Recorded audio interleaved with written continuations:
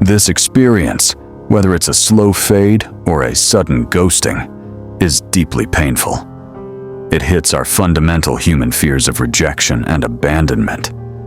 But what if their withdrawal isn't about you at all? What if their silence isn't a judgment of your worth, but a sign of a deep, internal battle they're fighting on their own? Today, we're exploring the hidden psychological reasons people distance themselves, from past trauma to mental health struggles. Understanding the why behind their behavior can be the key to freeing yourself from the loop of self-blame and finally getting the clarity you need to move forward. Section 1. Attachment styles. One of the most powerful yet invisible forces in our relationships is our attachment style. Shaped when we're very young, these styles become the blueprints for how we connect with others as adults. While some of us learn to feel secure and confident in our relationships, many others don't. The attachment style most likely to create distance is the avoidant attachment style. For someone with this pattern, emotional and physical closeness can feel like a threat.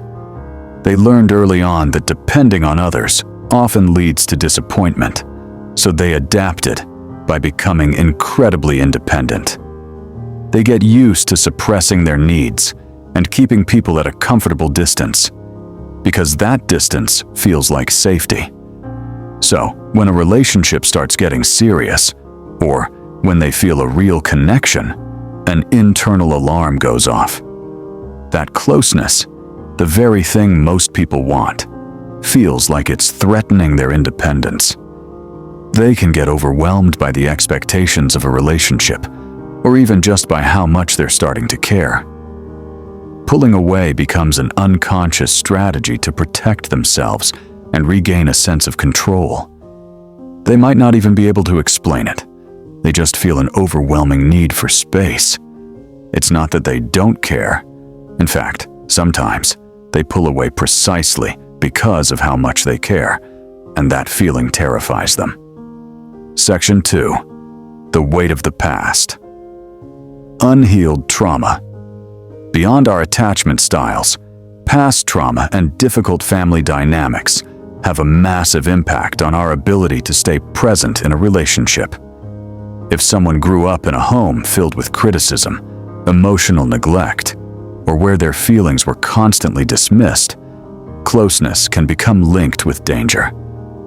Painful experiences from the past can teach a person that showing their true self or expressing their needs will only lead to punishment or humiliation.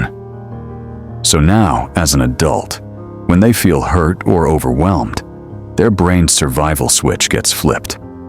This isn't a conscious choice to be hurtful. It's an echo of past pain. In these moments, distancing is actually a form of self-preservation. It's their way of stopping what feels like a repeat of past trauma and creating the space they need to feel safe again. To the person on the receiving end, it feels like a sudden and confusing rejection.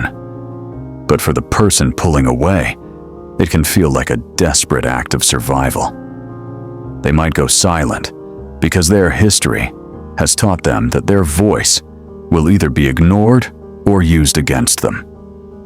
That withdrawal is a shield, protecting them from a pain they are terrified of feeling again. Section 3. The invisible wall. Mental health struggles. Sometimes, the reason a person pulls away has nothing to do with you or the relationship at all. It's about a silent battle they are fighting inside. Mental health conditions like depression and anxiety are well known for causing social withdrawal. Depression, especially, can drain a person's energy, motivation, and ability to feel joy. Socializing, something that might have once been a source of happiness, can suddenly feel like an impossible task. They might not answer texts or calls, not because they're choosing to ignore you, but because they genuinely don't have the mental or emotional energy to respond. It's a symptom of their illness, just like fatigue or loss of appetite. From the outside, it looks like rejection. From the inside, it can feel like drowning. This creates a vicious cycle. The depression causes them to isolate, and the isolation then fuels the depression, making it even harder to reach out. They often feel intense guilt or shame about it, believing their feelings are a burden on others, which only pushes them further away. They desperately crave connection, but feel completely incapable of asking for it. Anxiety can work in a similar way. The fear of saying the wrong thing, being judged, or creating conflict can make any social interaction feel intensely stressful, leading to avoidance as a way to cope. Before we continue, I just want to acknowledge how painful this all can be. If you've ever been on the receiving end of someone pulling away and immediately blamed yourself, share your story in the comments. It's a powerful way to remind yourself and everyone else reading that you are not alone in this feeling. Section 4. From why to what now? How to respond. Understanding the psychology of why people pull away is step 1. It helps shift the story from "what did I do wrong?" to "what might they be going through?" But the next step is just as important: learning how to respond in a way that protects your own peace of mind.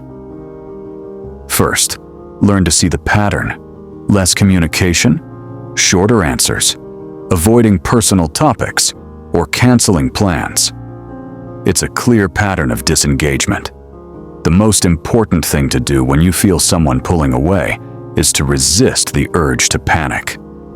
The instinct to chase them, demand answers, or flood their phone with texts usually backfires. It adds pressure and often makes them retreat even further. Instead, the best first move is to give them space. This isn't a game. It's about respecting that they might be overwhelmed.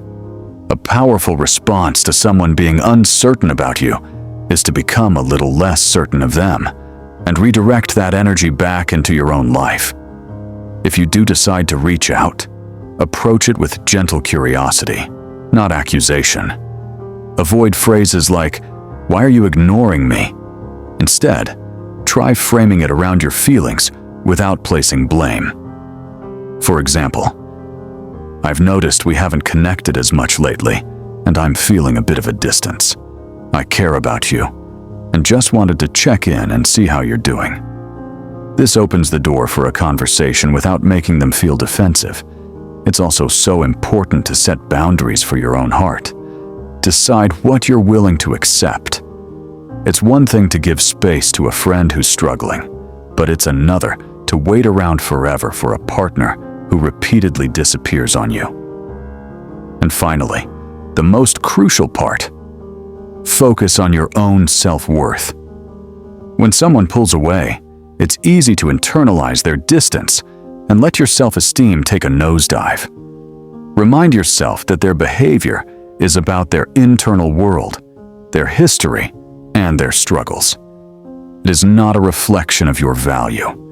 Use this time to pour that energy back into yourself, your hobbies, and the other relationships in your life that are supportive and mutual.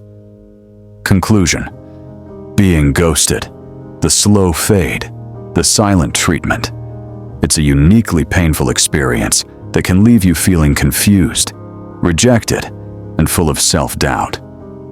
But as we've explored, the reasons people pull away are rarely simple. More often than not, it's a self-protective move rooted in deep-seated fears. Fear of intimacy, fear of being a burden, or fear of repeating old wounds. It can stem from attachment patterns formed in childhood, unhealed trauma, or the heavy weight of a mental health struggle. Understanding this doesn't always take away the sting of being left in the cold, but it can be a powerful antidote to self-blame. It allows you to see the situation with compassion for them, and more importantly, for yourself. You can't control whether someone else chooses to pull away, but you absolutely can control how you respond. You can choose not to let their silence define your worth. You can choose to meet the situation with grace, Protect your peace and move forward, knowing that you deserve relationships where presence, not absence, is the foundation. You are not responsible for fixing them, but you are responsible for taking care of yourself. Thank you for being here for this conversation. If this resonated with you, please consider subscribing for more content on understanding ourselves and our relationships. Remember, understanding the why behind our struggles is always the first step toward healing and taking our power back. See you in the next video.